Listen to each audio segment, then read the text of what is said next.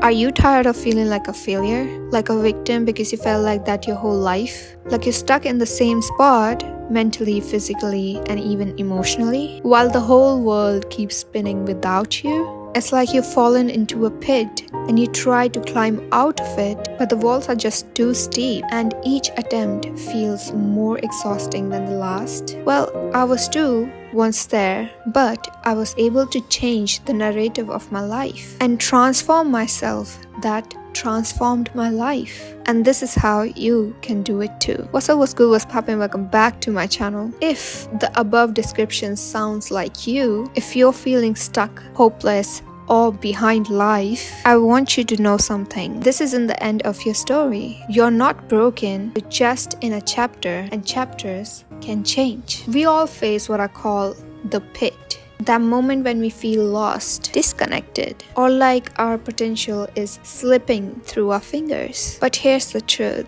The pit isn't permanent, and this too shall pass. Because what if I tell you that transforming your life doesn't require a dramatic overnight change? What if it's not about the grand plan, but small, consistent steps? Now, before I go further, I want you to close your eyes and picture your higher self. What do they look like? How do they move through the world? What habits do they have?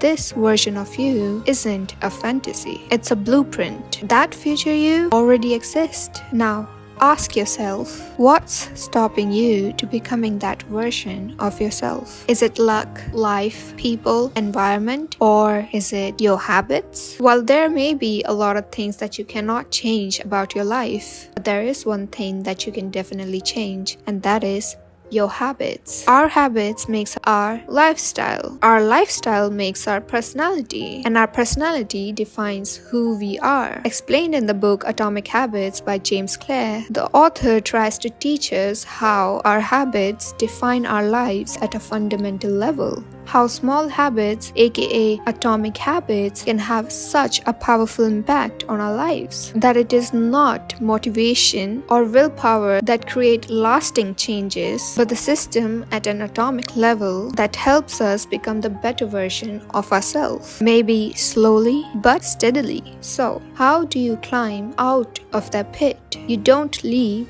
You build a rope, one small strand at a time. The idea is to improve 1% every single day. Not 100, not 10, but 1%.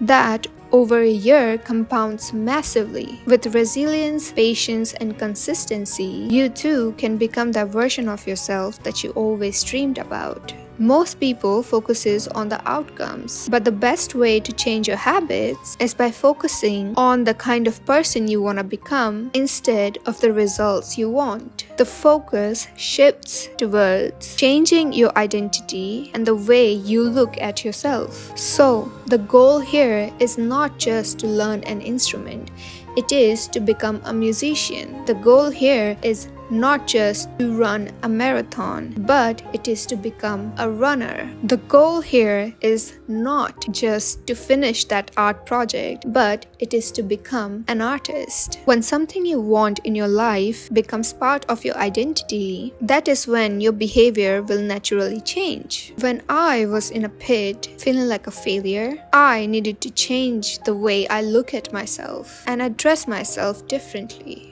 I had many health issues and was suffering from an injury. And there was a time when I really thought that this is really the end of me. While I was assuming that, I was still hoping that this wasn't my reality. And so whether you transform or not, it totally depends on how much you are invested, how much you are willing to change. And since I changed my perspective of myself. From someone who doesn't have any future to someone who maybe has a future to eventually a person with a bright future. And the more I repeated this habit of addressing myself like that, the stronger and more automatic it became. This is called the habit loop. And we have to incorporate this same habit loop in other aspects of our lifestyle. Ultimately, we want our habits to solve problems in our life with least amount of effort. So, how can we influence habit loop to work for us? The book Atomic Habits shows us the 4 laws that will guide us to do just that. Law 1. Make it obvious. In order to make something automatic, we have to make it obvious. Instead of saying, I will read more books this month, you can make it obvious by agreeing on reading a book for 15 minutes before you go to bed. One habit becomes a cue for another habit. For example, after I brush my teeth, I have to go stretch before I can go to have my breakfast. These cues work better if you design your environment to work for you, instead of begging for motivation. Simply remove any friction between you and the habit you want to attain, because it's hard to stick to positive habits in a negative environment. If you have your phone all the time with you, it is more likely that you're gonna spend your whole entire time scrolling social media. Instead, for example, if you're trying to learn guitar, then your guitar should be placed directly where you can clearly see it and can pick it up and play anytime you want, while your phone can rest in a different room. Law 2. Make it attractive. When we expect to be rewarded, we take action. The more rewarding an action is, the more likely we are to repeat it until it becomes a habit. And dopamine plays a big role in this, a hormone and a neurotransmitter because of which we are motivated to act when our dopamine levels rise. The hormone dopamine is released not only when we experience pleasure, but also when we anticipate it. And so for me personally, I reminded myself how working out will eventually make me stronger, and I will be able to move freely wherever I want and can do whatever I want. Because when I'm strong, I wouldn't have pain bothering me. And just that thought was good enough to make me wanna actually work out. Law 3. Make it easy. It only takes 21 days to form a habit. So if you want to work out just like me, all you have to do is show up. Just show up. Wear the clothes, wear the shoes, pick up the barbell, and that's it. Even if you cannot perform the exercise, just show up every single day. And eventually, one day, you'll be like, well, I'm already here, so I might as well work out. So yeah, even if you just work out for 5 minutes, it is good enough. Just keep doing it until that 5 minutes become 10 and that 10 becomes 30. Law 4.